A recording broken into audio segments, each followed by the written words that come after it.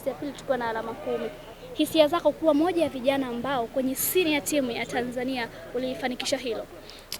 Kwanza ni jambo kubwa sana kwangu kwa sababu ni mara yangu ya kwanza kuqualify katika mashindano ya AFCON katika timu kubwa. Sija kushiriki ligi hapo nyuma, kwa hiyo ni historia kubwa sana kwangu na nashukuru Mungu hilo limeweza kutimia.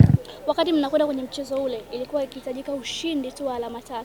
Sare haikuwa msaada kwetu. Nini ambacho mlikuwa mkizungumza sana, lakini pia walimu walikuwa wanawaambia kitu gani? Kikubwa ambacho sisi kama wachezaji na tulijihimiza sisi wenyewe kuwa tuweze kupambana ili tuweze kupata matokeo, kwa sababu cha kwanza tulikuwa na uhitaji mkubwa sana wa kwenda kushiriki mashindano ya AFCON ili kupata uzoefu zaidi, kwa sababu pale kulikuwa na vijana karibia wengi ambao hatujawahi kushiriki mashindano yale. Cha pili, walimu walichotuhimiza sana sana ni kuwa mchezo wa mpira ni mchezo ambao unaweza kupata goli dakika yoyote ya mchezo. Kwa hiyo tusikate tamaa hata kama nini kitatokea katika dakika za mwanzo. Kikubwa tuendelee kustick katika plani ambazo walimu wao walitupa ili tuweze kufanikisha lile ambalo tulilipanga. Kwa sehemu ya timu ile ambayo ina Simon Msuva, amecheza nchi nyingi, amecheza ligi kubwa, lakini pia Samata ambaye ameenda mpaka Ulaya.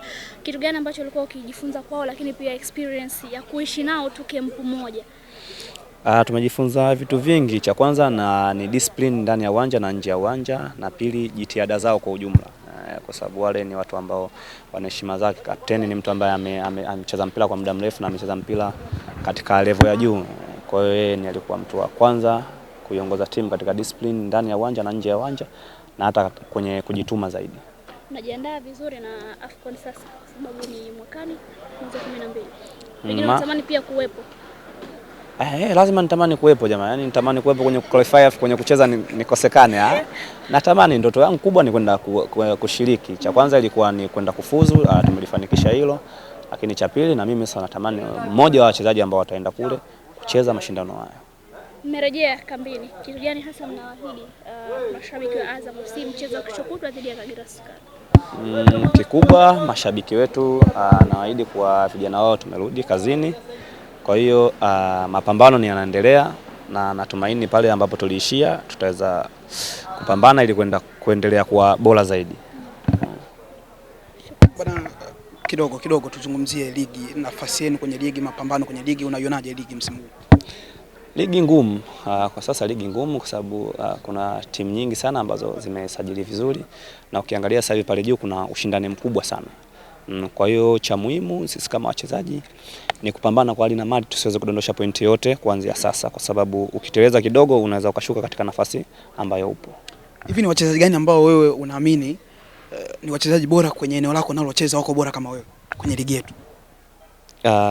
Kuna Shabalala ni mtu bora sana na ni kaka yetu. Tunahisi kwa upande wa mafullback ni mtu ambaye anaongoza kwa sababu amecheza mpira muda mrefu na ana experience ya muda mrefu, amecheza sana mashindano makubwa.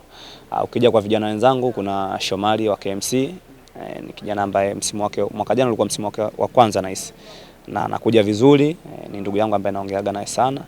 Mwingine kuna David Bryson ambaye naye anakuja vizuri, yupo JKT, ni fullback mzuri sana. Ushawahi kuongea na Shabalala kubadilishana mawazo kwa namna moja au namna nyingine siku yote? Huwa tunakutanaga sana timu ya taifa. Tunakutanaga sana timu. Kukuambia nini kuhusiana na? Ni jitihada tu, kikubwa jitihada, kujituma ili kuweza kuwa mkubwa. Ili uweze kuwa mkubwa lazima ukubali kupambana na kutokusikiliza maneno ya watu, kwa sababu maneno mengi yanaongelewa. Kwa hiyo kikubwa ni kama mchezaji kufocus ili kuweza kutimiza malengo yako. Bwana, shukrani sana. Asante sana.